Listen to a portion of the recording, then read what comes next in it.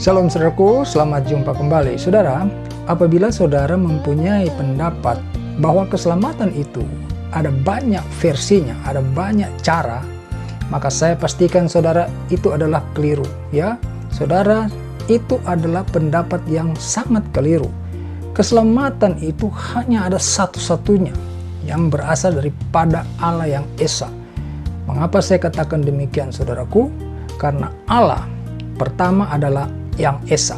Kedua, Allah ketika menciptakan bumi ini, dia hanya menciptakan satu macam bumi, tidak ada bumi versi lain. Begitu juga ketika Allah menciptakan Adam, ya, menciptakan Adam dan Hawa. Allah tidak menciptakan Adam dalam berbagai versi, ya. Begitu juga dengan Abraham, hanya ada satu Abraham, ya, hanya ada satu Musa, ya, tidak ada versi lainnya. Nah, jadi manusia sejak semula, ya, kalau kita ikutin dari awal, yaitu ketika Adam dan Hawa jatuh ke dalam dosa, lalu diusir dari Taman Eden, manusia di dalam pencarian keselamatan itu, ya, mereka terus berupaya, ya, semakin bertambah jumlahnya, ya, mereka juga semakin mencari cara bagaimana dapat diselamatkan, ya, karena manusia terus menyadari hidupnya tidak benar, dia ada di dalam dosa, dan tentu saja upah dosa itu adalah api neraka. Nah, itulah sebabnya berbagai macam cara dilakukan oleh manusia, termasuk sampai membuat patung lembu emas, ya, seperti bangsa Israel lakukan pada waktu itu. Tetapi sekali lagi, yang menentukan jalan keselamatan itu adalah Allah, bukan manusia. Jadi manusia tidak perlu harus mencari-cari cara, ya, tidak perlu. Karena apapun cara yang dihasilkan oleh manusia sama sekali tidak akan membawanya kepada keselamatan. Makanya heran juga saudara, ya, ketika Allah mendatangkan, ya, Yesus Kristus ke dalam dunia ini sebagai satu-satunya jalan keselamatan, manusia ini mengguncingkannya dengan cara yang menghakimi saudaraku, ya. Tiba-tiba manusia ini menjadi orang-orang yang sok tahu, ya. Padahal sebelum Yesus datang, tidak ada satupun manusia yang terpikir gitu bahwa keselamatan yang akan ada Allah sediakan itu seperti itu caranya. Tidak ada kepikiran. Sibuk semua dengan caranya masing-masing, ya. Ada yang menyembah batu besar, ada yang menyembah pohon besar, ya. Banyak cara dilakukan. Tujuannya untuk mencari Allah dan keselamatan. Tidak ada yang terpikir bahwa Allah akan mendatangkan penebus dosa dan juru selamat itu seperti Yesus ceritanya. Tidak ada saudaraku. Nah, makanya saudara harus sadari gitu loh. Kalau hari ini saudara mendapatkan informasi bahwa Yesus adalah satu-satunya jalan keselamatan, itu adalah melalui firman Allah saudaraku, ya. Firman Allah di dalam Lukas 2 ayat 11 jelas di sana disampaikan, pada hari ini telah lahir bagimu juru selamat Kristus Tuhan. Ini kan firman Allah saudaraku. Dan ini adalah jalan yang disediakan oleh Allah untuk manusia. Ya, seperti dulu di zaman awal mula manusia, Allah menurunkan 10 hukum Taurat saudaraku. Silakan saudara buka kitab suci. Ya, saudara bisa temukan di sana. Ya, 10 di dalam Alkitab kami ada 10 hukum Allah di sana, yang dimana itu adalah cara Allah untuk membuat manusia dapat hidup dalam keselamatan saudaraku, bebas dari perbuatan dosa. Tetapi hal itu tidak berhasil, sehingga pada akhirnya Allah telah membuat satu rencana yang sangat luar biasa, yaitu firman menjadi manusia dan wujudnya adalah Yesus Kristus. Sekarang saudara mau percaya atau tidak, itu adalah karya Allah. Kalau saudara percaya, menerima Yesus sebagai Tuhan dan Juru Selamat, otomatis saudara juga akan diselamatkan. Tetapi kalau tidak, saudara dapat dipastikan akan terus di dalam pencaharian. Silahkan saudara teliti, ya, cara apa yang bisa memberi saudara kepastian. Tidak ada saudaraku, ya, hanya ada Yesus Kristus yang dengan jelas difirmankan oleh Allah.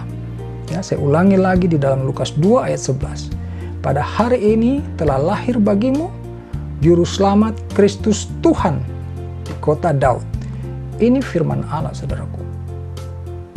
Ya, jadi kita jangan berpikir yang terlalu pinter. Ya, yang punya sorga itu Allah. Kita tidak akan pernah menemukan cara. Jadi memang bukan manusia yang mencari Allah. Ya, Allah yang menunjukkan caranya supaya manusia dapat berhubungan dengan Allah. Gitu loh, saudaraku. Allah yang mempunyai sorga.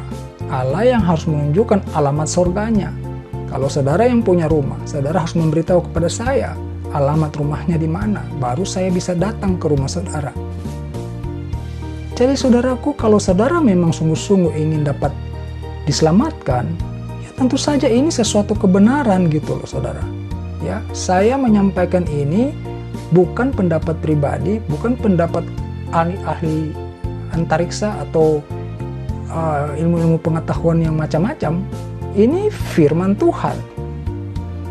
Ya saudaraku, di mana ada firman Tuhan lain yang begitu tegas dan jelas mengatakan kepada saudara pada hari ini, telah lahir bagimu Juru Selamat Kristus Tuhan di kota Daud. Saya sudah ungkapkan di awal tadi bahwa Allah tidak menciptakan atau tidak menyediakan bermacam-macam variasi keselamatan, saudaraku. Dia adalah Allah yang esa. Ya, dia tidak membuat Abraham lebih dari satu, dia tidak membuat Musa lebih dari satu. Dia tidak menurunkan 10 hukum Taurat dengan berbagai versi, saudaraku. Ya, Musa menerima 10 hukum Taurat itu, ya, di Gunung Sinai. Begitupun dengan Sang Juru Selamat. Hanya ada satu, Yesus Kristus. Dan itu jelas, kalau saudara memang ingin keselamatan, silakan saudara teliti apa yang tercatat di dalam Alkitab.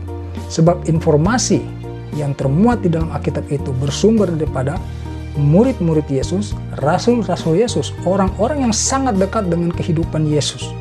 Mereka menyaksikan langsung ketika Yesus disalibkan, ya, ketika Yesus mati, ketika Yesus dibangkitkan, ada lebih dari 500 orang yang menjadi saksinya.